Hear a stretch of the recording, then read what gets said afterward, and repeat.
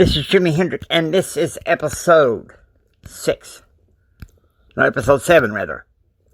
Hongray, Hongray, with Les Brown on Empower 360. My name is James Anthony Hendrix Jr., but you can call me Jimmy. I'm a motivational speaker, success and thrive coach.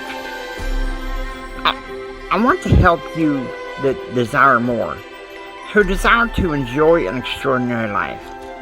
And I wish to give you the spiritual and temporal tips to help you overcome the adversities of everyday life. Okay, we're back in the leadership triangle, and this is where some meat and potatoes coming in. I'm leaving it here, and then I'll come back and give my insights. I'd like to talk with you this evening about being hungry. Somebody said, I'm hungry. It is something I like to share some ideas and thoughts with you. I'm not asking that you believe anything that I say. I'm not asking that you agree with me. I'm merely asking that you stand on and in the conversation that we'll share with you this evening. And if there's something that I say that can fit and work for you, I say use it. If not, discard it and let it be. Is that all right? Say, that's fair enough. Very good. All right. One of the things I have realized, and many of us have, that if you want something out of life, if you want to change yourself, if you want to acquire something, if there's some goal that you want to reach, that it's really not easy as some people will make us feel. That living your dream, changing your behaviors, overcoming negative habits, it's challenging. It's hard.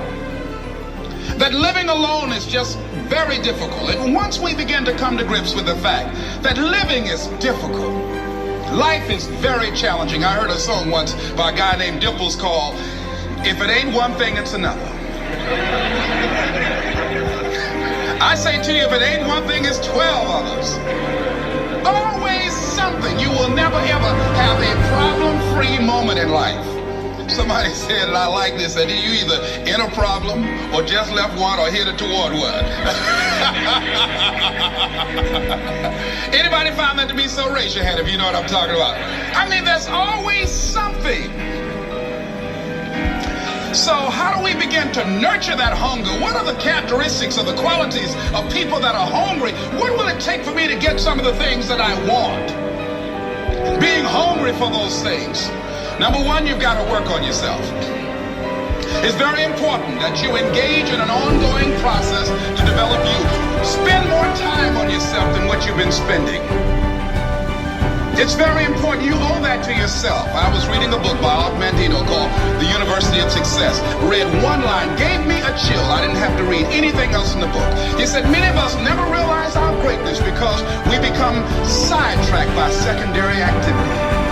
We spread ourselves too thin, don't know how to say no, and we find ourselves doing all kinds of things and never ever have time to do those things that we need to do to work on ourselves. And then there goes a second, there goes another second, there goes another second, and we can't stop and hold time.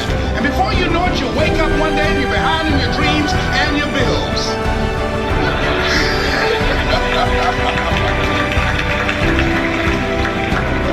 So decide that you're going to take some time to work on you, that you deserve that from yourself, that your life deserves some prime time because you are creating your own production.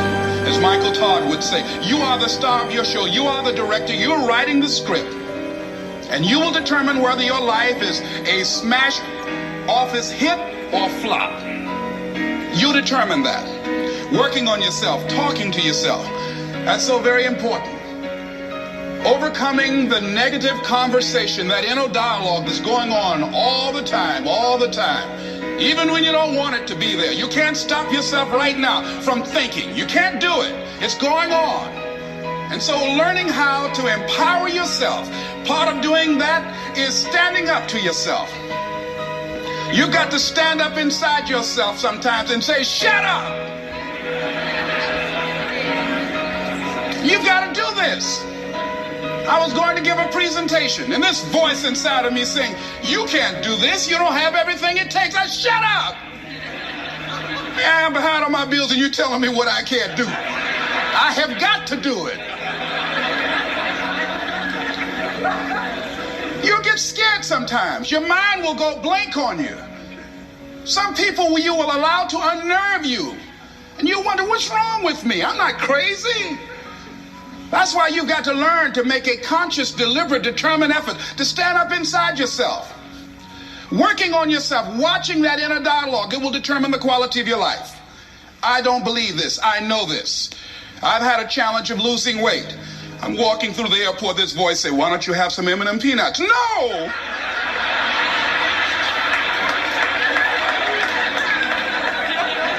Well, just one. Then after you eat that, you might as well have a Snicker now, you sucker. I mean, it's challenging. My mother fixed the kind of sweet potato pie you can't eat with your shoes on. Have to take your shoes off so you can wiggle your toes. It sticks on my fingers. It says, eat it. One little bite won't hurt. That voice, constantly. Little demons from Colonel Sanders driving my car in there. I had to say, no. I'll diet tomorrow. I saw a skinny man get hit by a truck. Had he had a little bit more weight, he might have lived, you know. Some of you know what I'm talking about. Raise your hand if you know that. That voice is awesome. So you have got to stand up to that voice. When you're working on something you want to achieve, you have got to stand up to that voice. You've got to sell yourself every day on your abilities, on what you're doing, on the goal that you want to reach. You've got to sell yourself every day, according to your level of belief. It will manifest itself in what you're doing. Whatever we have right now, whatever we're demonstrating in our lives, is a result of what we believe subconsciously that we deserve. And part of increasing that belief level is that you have got to convince yourself every day. You've got to sell yourself. I do a lot of training for many corporations, and I conduct sales seminars, and I've heard all kind of guys doing techniques and training people techniques of how to close sales and how to work with and begin to control the sale and how to ask for the close. Let me share something with you. You can learn all the techniques in the world. If you don't believe in yourself, it won't happen for you. I learned all of it.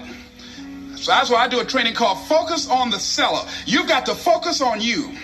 And as you convince you, as you sell yourself every day, you will begin to see a difference in the things that you're doing. Selling yourself on your ability to perform a job, to achieve a certain objective. Telling yourself every day, here I go again. And I got what it takes. This is my day. And nothing out here is going to stop me. And when you go out there, life say, come over here. Say it again. Well, I'll be back tomorrow. That brings me to the next thing. It takes courage to act. Part of being hungry when you've been defeated, it takes courage to start over again. I used to do door-to-door sales, and I was working with another friend of mine, and door-to-door sales, I mean, it's punishing. It's cruel and unusual punishment. And I was a little boy knocking on the door. Hello, would you like to buy a nice working television set? No money down? No! Bam! They slammed the door in your face. And a friend of mine that was working with me, they slammed the door in his face, and I looked back, and he was going to the car. He said, I can't do this. And he sat down in the car. And he said, you go ahead, I'll be here when you get back. Now, he had a mother and father to take care of him. My mother was ill. I am adopted. I was hungry. I had to go on. I learned something about myself. that when you step into your fears, somebody said, it was Winston Churchill, he said that courage is going from failure to failure without losing enthusiasm. When you step into your fears and continue to push yourself to go on, something happens for you. It will enable you to transcend yourself. I went to the next store. You like to buy a nice working television? No! Bam! Went to the next one. No! Bam! After a while, I no longer took it personal.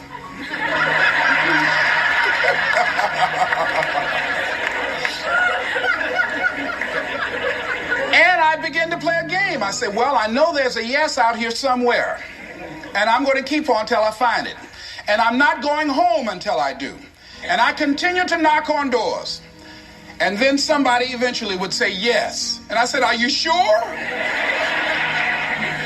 And I would go in there and I would get the sale. When you have something you want to do, if you don't develop the courage to do that which has been given you to do, and you spend a lot of time going around trying to convince other people or trying to get their approval, what will happen is that you will lose your nerve. And other people will convince you that what you're doing doesn't have any value, and you'll give up on your dream. It's an interesting thing about life, I've also found, that if you don't have the courage to act, sometimes and particularly, if you have something special to do, life will move on you. If it were not for life, I would still be a disc jockey. I didn't just leave voluntarily to go to the state legislature. I was fired. I was working on a job, and I came home one day. I was married at the time, and I told my former wife, I said, that guy Bert I work for is stupid. She said, if he's so stupid, why does he sign you a paycheck? Now, you see why I divorced her, right? I couldn't stand her. That night, I could not sleep well. Here was a guy that was controlling my life. I was going through all kinds of changes because this man controlled my paycheck. And it was Carlyle who said, truth crushed to earth shall rise again. Winston Churchill said, the truth is incontrovertible. Malice may attack it, ignorance may deride it, but at the end there it is. And we know scripture that says, ye shall know the truth, and the truth shall set you free. And the truth that I had to come to grips with, that I wasn't in charge of my destiny. The truth was that I wasn't giving all that I had. The truth was that there are some things that I wanted to do, but I didn't have the courage to act on those things. And the truth was that Bert Childs was a blessing to me. He made life so miserable for me, I had to start looking at my life differently. I started going to work earlier. I started being the last one to leave there. I started working harder than anybody else. The other guys could not. Why would you work so hard, Les? I said, I'm not working for them. I have been cheating, Bert, I thought. I've been cheating myself and my family, wherever you are, whatever you're doing, do it with everything that you have. Develop the habit of giving more than what you're paid for. Develop the habit of setting standards that others will be measured by. Someone said, do not go where the path may lead, but go where there's no path and leave a trail. All right? It is easy to be negative today. It is easy to have low morale today. I was at a corporation and they're going through downsizing and going to lay off some 1,500 people over the next few weeks. It's very depressing there. And those people that stay there 9 times out of 10, they're just going to do just enough to keep from getting fired. Anybody can do that. But if you can begin to harness yourself and say that where I am, I'm going to do the best I can with what I got, because that is an expression of who I am. If you get into the habit of just being mediocre, it will become a part of your consciousness. If you get in the habit of giving less than what you have it within you to give, it will begin to reflect itself in your personality. It will begin to damage you psychologically. And you don't want to be a part of that kind of self-destructive behavior. And so you want to set some high standards for yourself.